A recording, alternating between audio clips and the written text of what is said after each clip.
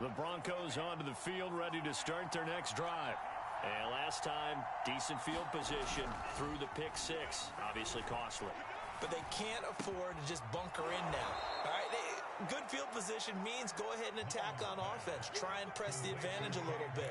They just have to be better with the football on this possession. So that didn't bother you too much last time? No, because it's exactly what you're supposed to do. You can't have good field position, not try to take advantage of it. Sometimes the defense makes a good play, too. Mond's throw here into the hands of the receiver, Judy. And he gets this to the 35. Good for a gain of 5.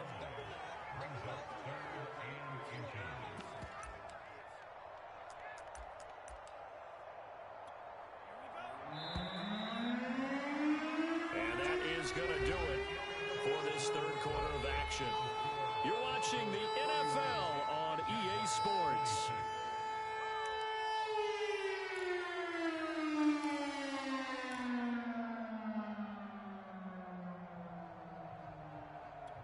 The Broncos on third down. They've converted 3 out of 5 thus far. They're looking at third in the nose of the football. They give it off here to the tight end. And he's going to have just a couple here with a marker on the field as well. That hold coming from the middle of the line, the center.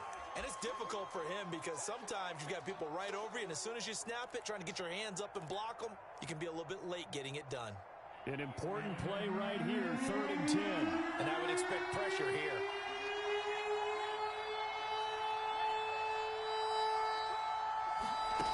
On 3rd down, he'll drop to throw.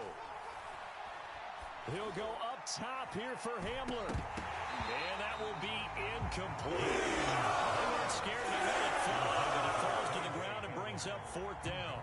The Broncos send out their punter now. And surprisingly, this is the first punt of the game for either team.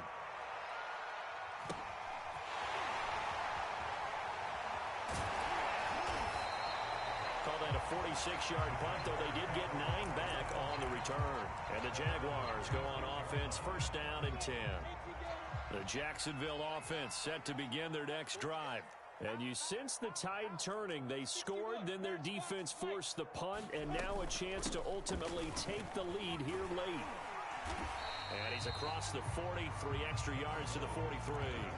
95 yards rushing for him now as he has been tremendous all day long. 2nd down and 3. First play of the drive, let's give credit all around. Excellent blocking, but the guy carrying the ball, he was the finisher. A really nice run. On 2nd down, ETN once more. And he'll only get a yard, maybe 2, up to the 46. The good run on 1st down followed up by a not-so-good run on 2nd down. Now let's find out if they're going to stick with the run here on 3rd down. A lot of people would love to see some play action here. I say go with your best running play over your best blocker. They'll run with ETN and trying to shake free, but ETN cannot. The defense will stop him short. And they'll try and throw for it with Lawrence. And he's going to be intercepted for the 3rd time thus far. Picked off by Justin Simmons. Well, that puts a little bit of a wrinkle in their comeback bid. Yeah, everything had turned around for them, hadn't it? I mean, things were now going their way. But you did mention it's a wrinkle in their comeback bid. It's not the death knell for them by any stretch, but now they've got some extra work to do in order to climb all the way back. 1st down, here's the run with Montgomery. And he'll get about 5 here as he'll take this down inside the 20-yard line. Well, that's a pretty good drive starter right there. And I don't know, partner, if you're even thinking about sitting on the ball right now. They may just want to run their regular offense. In plus territory, and as an offensive coordinator, you don't want your team to go into a shell, do you? No, you really don't, because as soon as you take your foot off the gas, it's real hard to put it back on and mash it, because once everyone's emotions come down, hard to start them up again. So I think he may want to keep them cranking high right here. The Broncos on 3rd down. They've hit it 50%, 3 of 6 to this point. Here it's 3rd and 3. And he'll have the 1st down, getting this one to the 14-yard line. Well, it is our business to analyze what we saw out there. And on that play, I saw a defense staying in base, not taking a chance, not blitzing in a situation where they absolutely need the football back. That's either a case of overthinking it are not thinking it through. If you do blitz, do you have to be careful about where you're coming from, or are you just coming from all angles? You have to be careful about where you're coming from, obviously. But at this stage, yeah. And he can't get rid of it. He's taken down. There was the safety blitz that ultimately did the job, and they're going to credit him with a sack. So after the sack, they'll come up on a still manageable 2nd and 13. On play action, they'll throw. And it's intercepted at the goal line. Picked off with great anticipation. And the Jags are right back in this football game.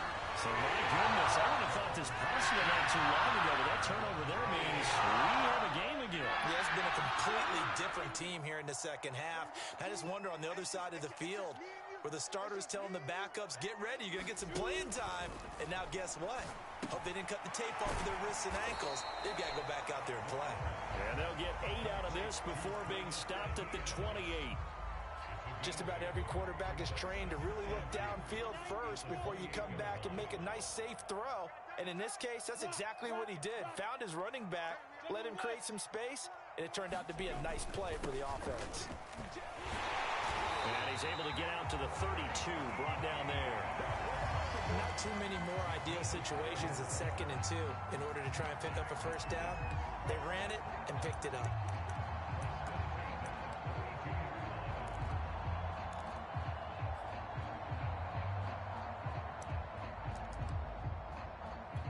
Just week 1, but already plenty of intrigue with the games going on, and this one no different as we come up on a 1st and 10. They'll run. It's Etienne shedding through the defense. And this will be a Jaguars first down as the tackle made at about the 43-yard line. Another carry for their leader and a good one. It's crunch time. They'll need him to continue to be productive in both the run and passing game in order for them to try and snatch a victory.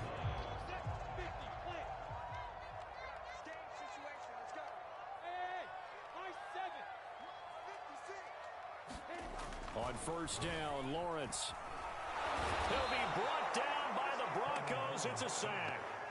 Bradley Chubb picks up his 2nd sack of the afternoon.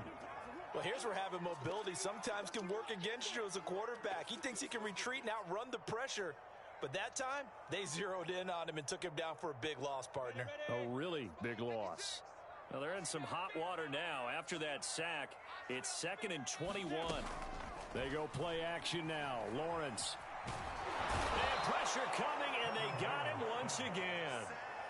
That winds up pushing him back 11 yards on the sack. And that'll bring up 3rd.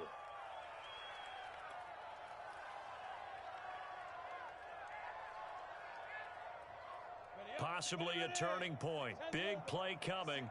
This is 3rd and long. Now Lawrence. Going deep for Diggs. And his pass is intercepted for the 4th time today. Picked off by Pat Surtain. And they will be set up now as he brings this thing all the way back inside the 20.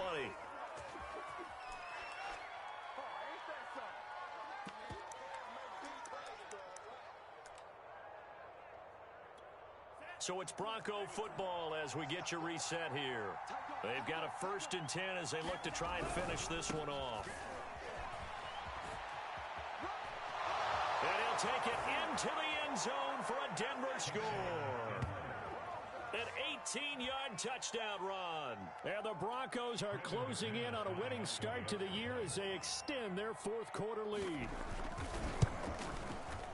Extra point from McManus is good, and it gives his guys a 12-point advantage.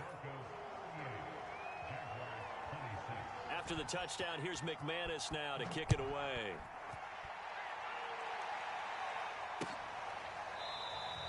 No run back here for Duvernay. Touchback out to the 25.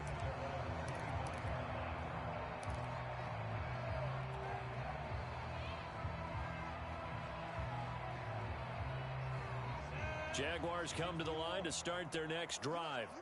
And following the interception, just any interception, are you a little bit more cautious when you start that next drive, or no, you just throw that out the window? I think you are. I don't think that there's any way you can run back out there and go, totally didn't affect me. Let's just go ahead and be loose with the football again. You're going to take care of it, but you have to be careful about being too cautious because now you can't run any offense at all. Still want to attack. We'll see how they attack him here.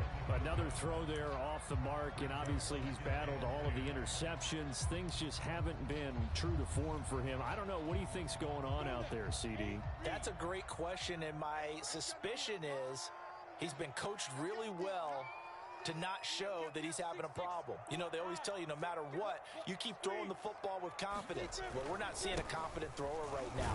He's off balance, the passing game's off balance, and the defense is taking advantage.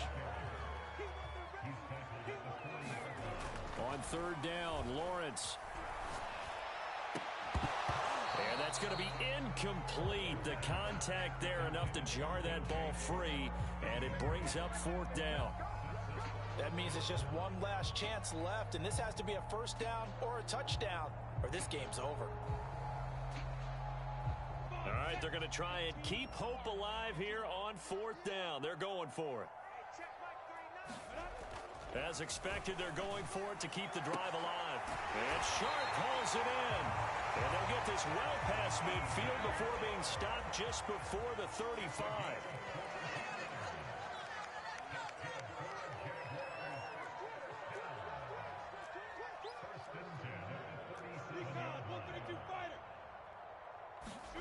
They go play action with Lawrence. They'll roll him out right. Going deep for Diggs. And this is caught. For the moment, it's a touchdown, but multiple flags down, so let's sort this out.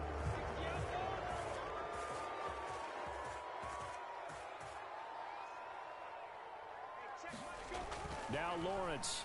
A hit as he throws there, incomplete.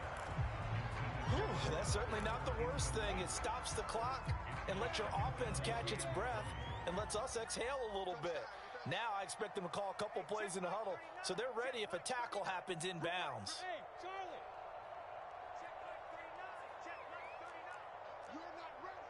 You're not ready. Watch safety creep. Watch safety creeping. Safety's creeping. Throwing on second and long. Lawrence. They'll get this out to the flat for ETN. Now the Jags will use the second of their timeouts as the clock will stop with 55 seconds remaining in the football game.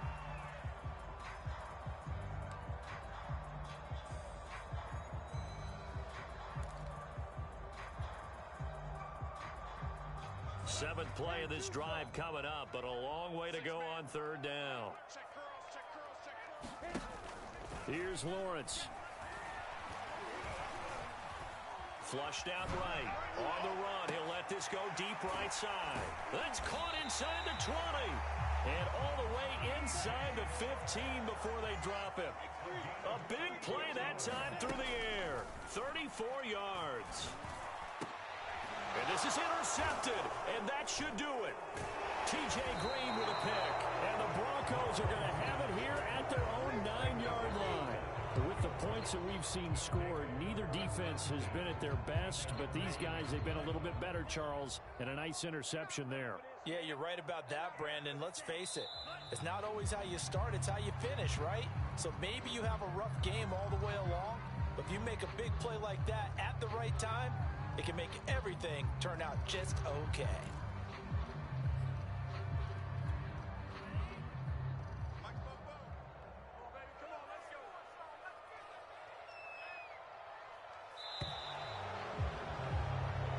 So this one will wind up a Denver victory. And with that, our journey begins, Charles. Week 1 in the books. Going to be a great season. Oh, man, so much to look forward to. Isn't it nice to get a really good game right out of the gate? Preseason behind us. All these games count now, don't they? Yeah, this is the exciting time with just 1 week gone and plenty of weeks to come. So for the Broncos, hey, you get a win, you get it on the road. You can't ask for much more than that to start the year. And they'll return home next week to take on the Cincinnati Bengals. Meanwhile, for the Jaguars, they go down to defeat here in the opener. And they'll be on the road next week for a matchup with the Baltimore Ravens. Thanks for tuning in, everybody. Alongside Charles Davis, we thank our entire crew. I'm Brandon Gaudin. This is the NFL on EA Sports.